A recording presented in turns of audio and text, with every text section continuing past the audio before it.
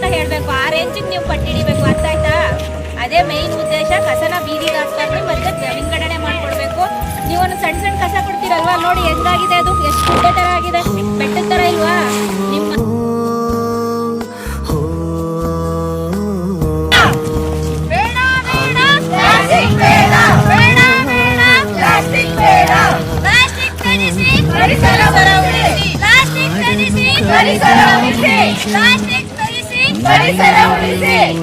ಹುಡುಕುವನು ಭೂಮಿಯ ಗರ್ಭವ ಬಗೆದು ಖನಿಜವ ಕೊಳ್ಳೆ ನೀವೇನು ಮನೆ ಕಸನ ಕೊಡ್ತೀರಾ, ಎಲ್ಲ ಮಿಕ್ಸ್ ಪ್ಲಾಸ್ಟಿಕ್ ಏನೆಲ್ಲ ಎಕ್ಸ್ಪ್ಲೈನ್ ಮಾಡೋದಲ್ಲ.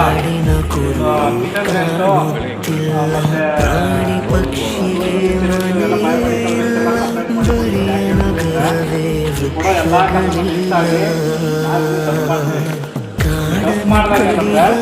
ಅದರಲ್ಲಿ ನಾವು ಬೇರ್ಪಡಿಸ್ಬೇಕು.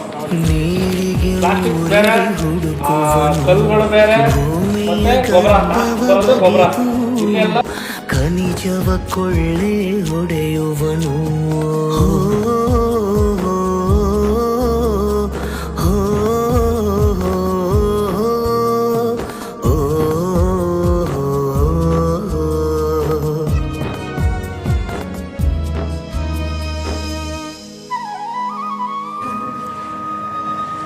ನೀವು ನಿಮ್ಮ ಮನೆಗಳಲ್ಲಿ ಕಸವನ್ನ ಸರಿಯಾದ ಕ್ರಮದಲ್ಲಿ ನಮ್ಮ ಗಾಡಿ ಕೊಡ್ಲಿಲ್ಲ ಅಂದ್ರೆ ಇದೇ ತರ ಆಗುತ್ತೆ. ಅಂದ್ರೆ ನಾವು ಅಲ್ಲಿಂದ ಮಿಕ್ಸ್ ತಗೊಬಂದು ಇಲ್ಲಿ ಸೆಪರೇಟ್ ಮಾಡಿ ಹಾಕಿ ಇದಕ್ಕೆಲ್ಲ ತುಂಬಾ ಕೆಲಸ ಹಿಡಿಯುತ್ತೆ. ಜೊತೆಗೆ ನೀವು ನೆಕ್ಸ್ಟ್ ಹೇಳಿದಾಗೆ ಮನೆ ಮುಂದೆ ಇಟ್ಕೋಬೇಕಾಗುತ್ತೆ ಕಸನ. ಯಾರು ತಗೊಳ್ಳೋದಿಲ್ಲ ಮತ್ತೆ ಹೊರಗಡೆ ಬಿಸಾಕೋಕ್ಕಾಗಲ್ಲ. ಆ ಪರಿಸ್ಥಿತಿ ಮುಂದೆ ಒಂದಿನದಲ್ಲಿ ಬರುತ್ತೆ. ಹಂಗಾಗಿ ನಿಮ್ಮ ಮನೆಗಳಲ್ಲಿ ನೀವೇ ಅವೇರ್ನೆಸ್ ಮೂಡಿಸಬೇಕು. ಕಸನ ಹಿಂಗ್ ಕೊಡ್ಬೇಕು, ಯಾವ ತರ ವಿಭಾಗ ಮಾಡ್ಕೊಡ್ಬೇಕು, ಹಾಗೆ ರೋಡ್ ಒಳಗೆಲ್ಲ ಎಲ್ಲನೂ ಬಿಸಾಕೋಗಿಲ್ಲ, ಅದನ್ನೆಲ್ಲ ನಿಮ್ಮ ಮನೆಯಲ್ಲಿ ನೀವು ಹೇಳ್ಕೊಡ್ಬೇಕು. ಬೆಳೆಯನು ಬೆಳೆವ ರೈತನ ಉಳಿಸುವ ನಾವೆಲ್ಲ, ಗಿಡವನ್ನು ನೆಡುತ್ತಾ ಮರವನ್ನು ಬೆಳೆಸಿ ಗಾಳಿಯ ಪಡೆಯುವ ನಾವೆಲ್ಲ, ಕೆರೆಗಳ ಶುಚಿಸಿ ನೀರನ್ನು ಉಳಿಸಿ ಜೀವವ ಉಳಿಸುವ ನಾವೆಲ್ಲ,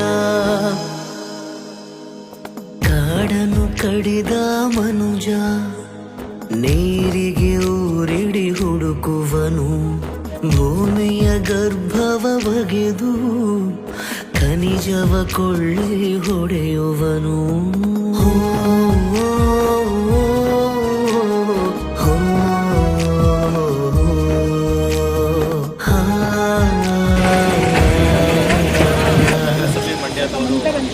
ಉತ್ತಮ ಕಾರ್ಯನ ಮಾಡ್ತಾ ಇದ್ದಾರೆ.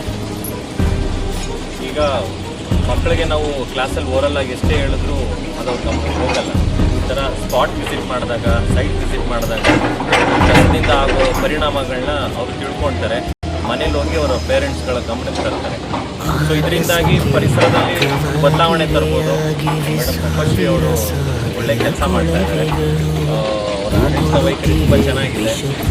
ಇವೆಂಟ್ಗಳಿಗೂ ಬಂದಿದ್ದಾರೆ. ಹಾಗೆ ಅವೇರ್ನೆಸ್ ಪ್ರೋಗ್ರಾಮ್ಗಳನ್ನ ಕೂಡ ಇನಿಷಿಯೇಟಿವ್